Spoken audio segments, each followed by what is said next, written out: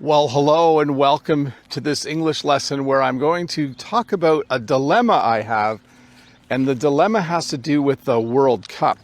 As you want me to kick the ball, don't you? Here we go.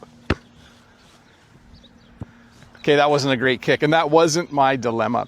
If you're wondering what a dilemma is a problem. I have to make a decision, and the decision I have to make is who do I cheer for during the World Cup. And you might be thinking, well, of course you're going to cheer for Canada. And that's true. I am definitely going to cheer for Canada. That is the number one team that I am going to cheer for. In fact, I'm going to cheer wholeheartedly for Canada. When you cheer for someone wholeheartedly or do something wholeheartedly, you do it with all of your emotions and energy. In fact, I would probably say I'm going to be a diehard fan. A diehard fan is a fan who is completely committed to their team. Although, with what I'm going to say next, you might not think I'm completely committed because I am a realist. A realist is someone who looks at things and looks at the facts and doesn't dream of something that might not happen. So I am a realist because the odds of Canada winning the World Cup are actually 250 to 1. We have a great team. We have a bunch of great players, but the world of soccer, the world of football has looked at the Canadian team and decided that the odds of them winning, the chance of them winning the World Cup is 250 to 1. Those are not great odds.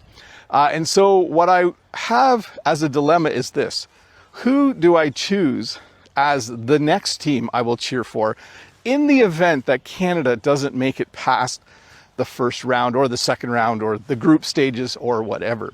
And that's where you come in. That's where you can turn this into a little English writing activity, because I'm sure you are a diehard fan for the team from your country.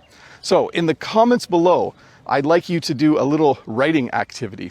I'd like you to write a little proposal to me where you suggest why I should cheer for your team once Canada, well, I shouldn't say that, in the unfortunate situation where Canada is out of the tournament, if that should happen. And I want to give you a few pointers here. There will be a lot of national pride when you're writing about your country's team, and that in the comments could cause some historic rivalries to arise.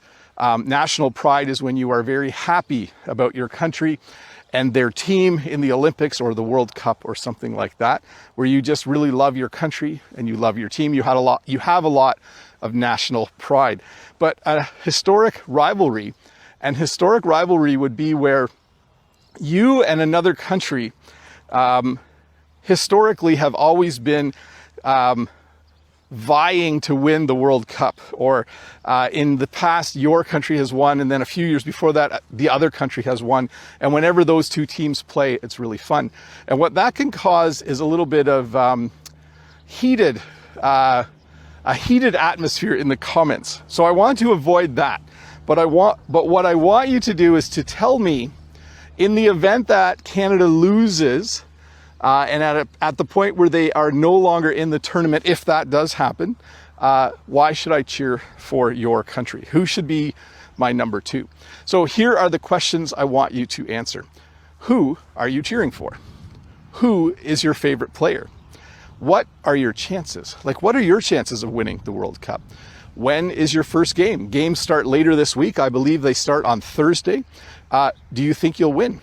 And why should I cheer for your country? So those are the questions that I would like you to answer in the comments. You don't have to answer all of them. You can just answer some of them, but please take a moment as the whole world unites to cheer for this really cool game. Let me know who you think I should cheer for. I think that would be great. Again, let me list the questions. Who are you cheering for? Who is your favorite player? What are your chances? When is your first game? Do you think you'll win? And why should I cheer for your country? Let me know in the comments below, and I wish you all the best as this tournament starts later this week. In fact, I wanted to teach you one more phrase. I'm going to a watch party. I was invited to a watch party. A watch party is when you go with other people to watch a game on TV. I'm not actually going to a game. I'm going to a place where I can watch the game on TV with other people, and that's called a watch party, and I think it will be lots of fun.